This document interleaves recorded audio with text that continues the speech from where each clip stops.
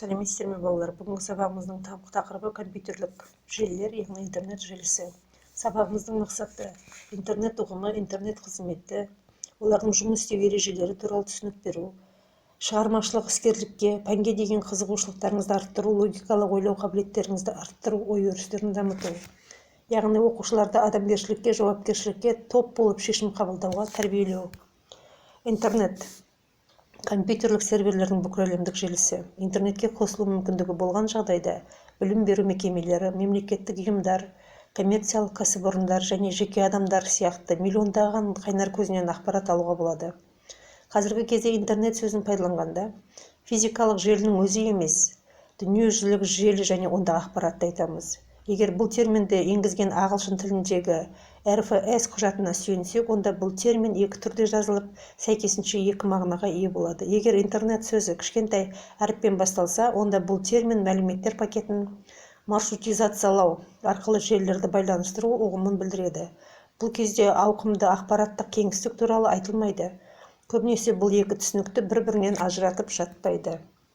Интернет кез келген компьютерлермен бүкіл әлем бойынша ақпарат алмасу мен беру мүмкіндігі желілер жүйесі. Интернет байланыс арналарын өзара біріктіретін топтардың жиынтығы. Әрбір топтарда көбінесе Unix операциялық жүйесін басқару арқылы жұмыс істейтін бір немесе бірнеше қуатты компьютер сервер болады. Мұндай торапты кейде хост деп атайды. Торапты оның иесі провайдер деп аталатын ұйым немесе интернет қызметін жабдықтаушы басқарады. Интернет әртүрлі ережемен жұмыс істейтін желілерді біріктіреді. Бұл ережелерді үйлестіру үшін шлюз құрылғысы қызмет етеді. Шлюз басқаша тәсілмен үйлеспейтін желілерді қосатын құрылғы. Шлюз әртүрлі желілердің біріккен жұмысын қамтамасыз етуге арналған мәліметтерді өзгертпейді. Интернет желісіне әртүрлі операциялық жүйелерді басқару арқылы жұмыс істейтін компьютерлер кіреді. Алайда ақпарат алмасу кезінде барлық электронды есептеуіш машина хабар беру тәсілдері туралы бірыңғай келісімдер қолданылуы тиіс.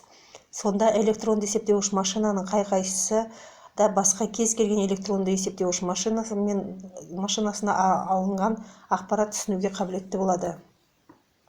Электрондық почта, яғни email, яғни адамдардың арасында байланыс тәсілдерінің бірі болып табылатын ол электрондық почта. Электрондық почтаның интернеттегі негізгі функциясы планетаның қай нүктесінде болса да, интернеттің кез келген екі пайдаланушы арасында электрондық хаттар мен мәтіндік хабарламамен оперативті және өте тез алмасуды жүзеге асыру. Электрондық почтаның қосымша мүмкіндіктеріне нелерді жатқызуға болады. Ол дыбыстық хабар, құжаттарды, сызуларды, фотосуреттерді, бейнематериалдарды беру, ғылыми журнал, сирек кітаптарға, жарнамаға жету және әртүрлі тауарларды жолдау немесе сату.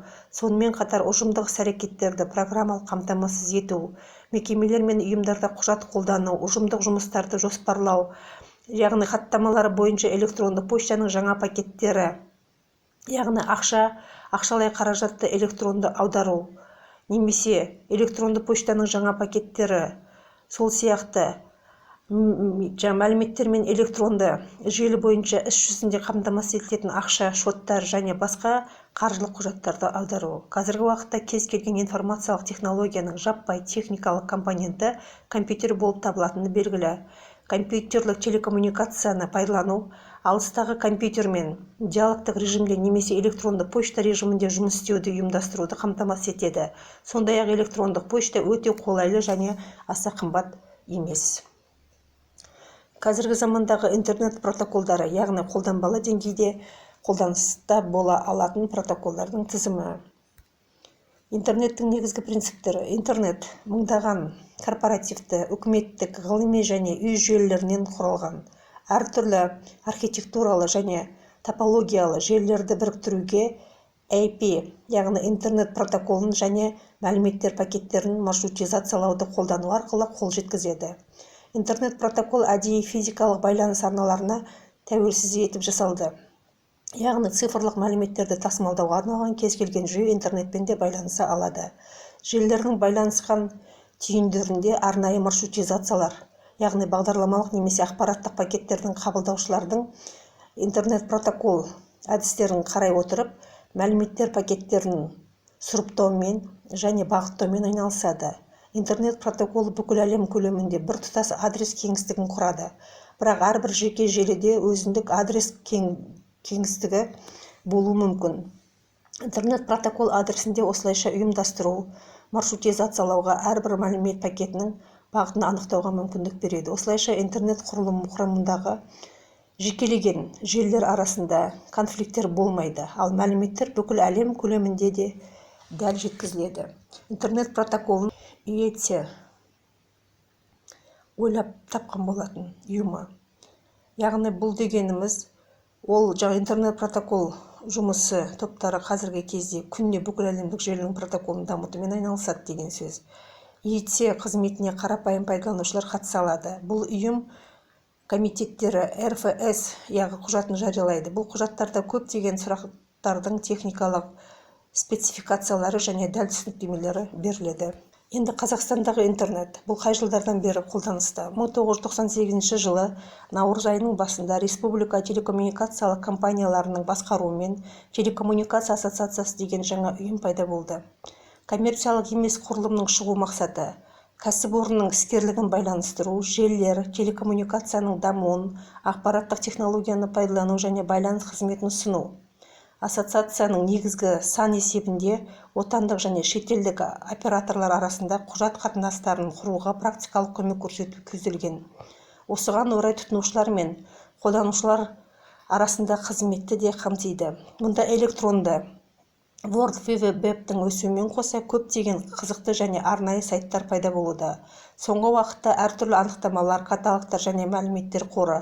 Солардың ішінде анықтамалар, неше түрлі керекті тақырыптар, ақпараттар бар. Яғни осылардың бәрі осы электрондық өсуімен кіре бастайды. Мысалы, сайтта өзіңізге керекті Голливудта түсірілген фильмді таңдап алып, сол сайтта фильм туралы толық анықтама алуға болады. Оның жанрын, актерлік, режиссерлік бөлімін және фильмнің бірнеше кадрларын көрсетіп шығарады. Сол жерден сізді қызықтыратын кино актерлары, режиссерлары және дауыс операторлары жайында толық мәлімет ала аласыз. 3W қазіргі заманғы интернеттің ең танымал қызметі. Оны көбіне интернетпен, яғни гиперсілтемелік құжат деп атайды. Интернетпен теңдестіреді, бірақ шын мәнінде бұл оның көптеген қызметтерінің бірі. Бір веб-серверде бірнеше сайттар болуы мүмкін. Электронды веб-құжаттарды принтерден басып шығару үшін емес, компьютер экранында қарап шығуға арналған. Веб-парақтарды қарап шығуға арналған программалар браузерлер деп аталады. Гиперсілтемелік құжат түп-түгел гипермәтіннен тұрады. Гипермәтін мәтіннің дары блоктарымен байланысты ассоциациялық түрде ұсынған мәтін. Бізге кенеттен бір файл керек болып қалды делік. Оның қай жерде екенін бізге белгілі болсын. Енді сол файлды өз компьютерімізге қалай әкелу жолын қарастырайық. Мұндай мақсат үшін файлды тасымалдау протокол деп аталатын жүйе қолданылады. Файлды жіберу протоколы серверінің мәліметтермен қатынас жасау үшін әркім стандартты кіру сұхбатын орындау керек. Оның бір мысалы мынандай болуы керек. Мұнда, яғни осы сервермен қатынас жасауды сұрау, қажетті информациямен толықтырған аты немесе сұраушы адамның паролі немесе оның пошталық адресі болуы қажет. Енді үйге тапсырма, эссе жазу. Интернеттің қазақ тілінде дамуына қосар үлесіңіз. Интернет әлеміне саяхат. Бүгінгі сабақтан алған әсеріңіз. Яғни осы эссені үйде орындауларыңыз керек. Назар қойып тыңдағандарыңызға рахмет. Сабағымыз аяқталды. Сау болыңыздар.